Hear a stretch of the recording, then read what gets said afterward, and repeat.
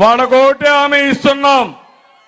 నిన్న కూడా మాట్లాడుతూ పవన్ కళ్యాణ్ గారు ఒక మాట అన్నారు, ఈ పిల్లల యొక్క నైపుణ్యాన్ని స్కిల్ని కూడా ఒకసారి మనం ఎవాల్యుయేట్ చేద్దాం. మొత్తం ఏ విధంగా ఉపయోగించాలో ఉపయోగిద్దాం.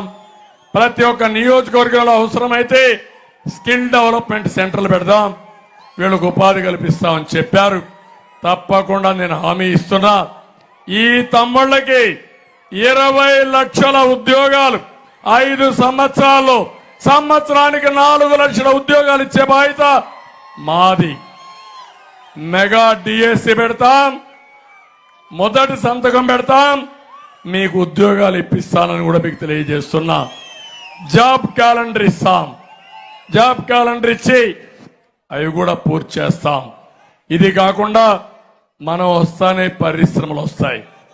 ఒక విషయం ఆలోచించండి, బందర్లో పోర్ట్ పూర్తయితే పరిశ్రమలు వస్తే ఎన్ని లక్షల మందికి ఉద్యోగాలు వస్తాయని అడుగుతున్నా. అది విజన్. కానీ నేను ఆ రోజు ఒక్క పైసా లేకుండా పోర్ట్ని ఏదైతే పీపీపీ మోడల్లో ఆ రోజు ఇచ్చాను. దుర్మార్గుడు వచ్చే డబ్బుల కోసం దాన్ని మార్చి ప్రభుత్వం అప్పు చేసి ఈపీసీ మోడల్ అని తీసుకొచ్చి ఈరోజు ప్రైవేటైజ్ చేసి ఆ వర్కుల్లో డబ్బులు కొట్టేసిన దుర్మార్గుడు ఈ జగన్మోహన్ రెడ్డి అని చెప్పి కూడా నేను మీకు తెలియజేస్తున్నా. అందుకని ఈరోజు మీరందరూ ఆలోచించాలి, ఏ విధానమైనా మీకు మేలు జరగాలి. అలాంటి జరగలేదు. అందుకే ఇంకొక మాట కూడా చెప్తున్నాను, యువతకి నెలకు 3,000 రూపాయలు నిరుద్యోగ భృతి ఇచ్చే బాధ్యత మాదని మీ అందరికీ హామీ ఇస్తున్నా. ఇదే కాదు, పెడల్లో మీరు కూర్చొని ప్రపంచం మొత్తం పనిచేసే విధంగా వర్క్ ఫ్రం హోమ్ తీసుకొస్తాం, ఇండస్ట్రీ తీసుకొస్తాం, ప్రతి ఒక్కరికి ఉద్యోగాలు ఇప్పించే బాధ్యత మేము తీసుకుంటామని చెప్పి కూడా నేను మీకు తెలియజేస్తున్నా. ఇంటింటికి మంచినీళ్లే కాకుండా ప్రతి ఒక్కరికి 4,000 రూపాయలు పింఛన్ ఇస్తాం. పింఛన్ కూడా ఏప్రిల్ నుంచే ఇస్తాం.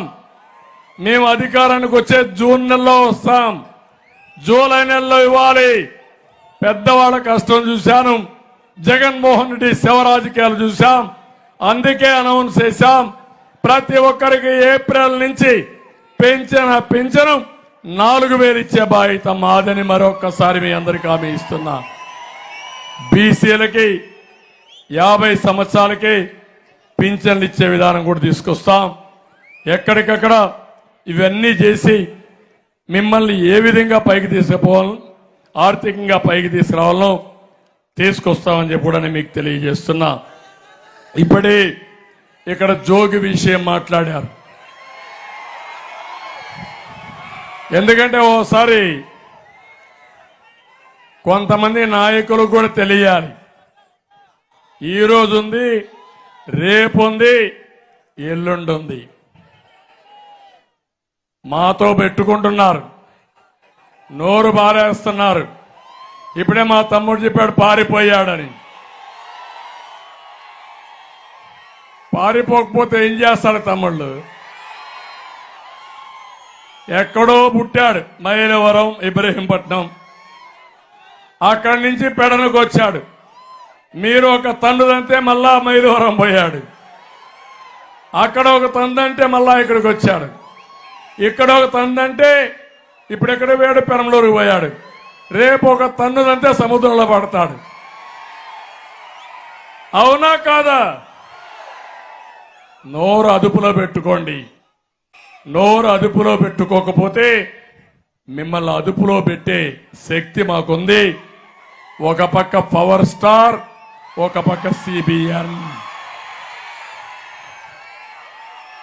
తమాషా కాదిది. నీ సైకో ఉన్నాడు అనుకుంటున్నారు, కానీ నీ సైకో కూడా నిన్ను కాపాడలేడు. జాగ్రత్తగా ఉండమని, నోరు పారేసుకోవద్దని హెచ్చరిస్తున్నా.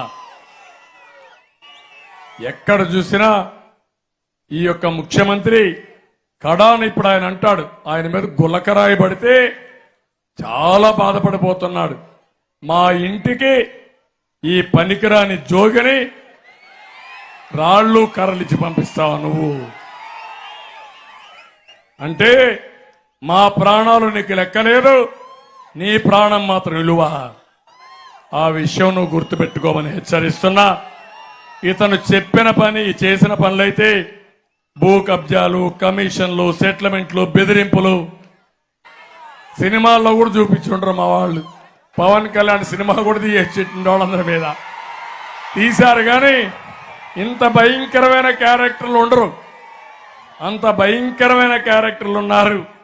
అవన్నీ కూడా ఎట్లా హ్యాండిల్ చేయాలో చేస్తాం. ఇప్పుడు ఆయన పోతే ఇంకొక ఆయన వచ్చాడు, ఆయన కూడా తక్కువ కాదు, అది కూడా తర్వాత నేను మాట్లాడతాను. ఇక్కడికి వచ్చినప్పుడు పేడనంలో చేనేత కార్మికులు ఎక్కువ ఉన్నారు, చాలా ఇబ్బందుల్లో ఉన్నారు.